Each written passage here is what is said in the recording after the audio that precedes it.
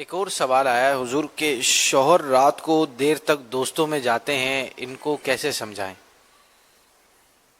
اب تک کس طرح سمجھایا تھا؟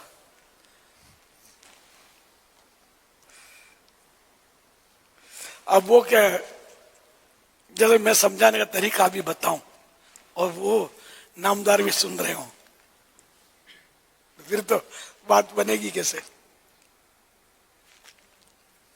البتہ میں سمجھانے کی کوشش کرتا ہوں کہ اپنے گھر کا سب کو خیال رکھنا چاہیے۔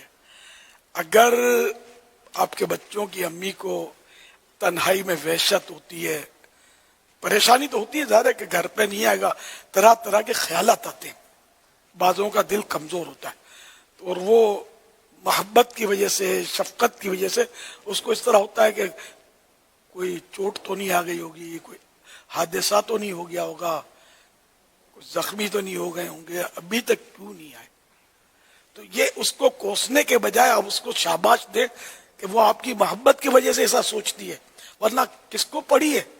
آدمی مرتا ہو کل تو آج مر جائے، لیکن بیوی محبت کی وجہ سے سوچتی ہے، آپ کی ہمدرد ہے، تو کوسنے کے بجائے اس کا مان رکھ لیں اور گھر جلدی چلے جائے کریں۔ آوارہ گردی یا دوستوں کے ساتھ آدھی رات تک گپیں مارتے رہنا، یہ ویسے ہی خراب عادت ہے۔ پھر فجر کی نماز کے بھی مسائل ہوتے ہوں گے، جو نمازی ہیں ان کے لیے۔ پھر کیا اس طرح کے لوگ جو دیر تک جاگتے ہیں یا دیر تک نعت خوانیوں میں جاتے ہیں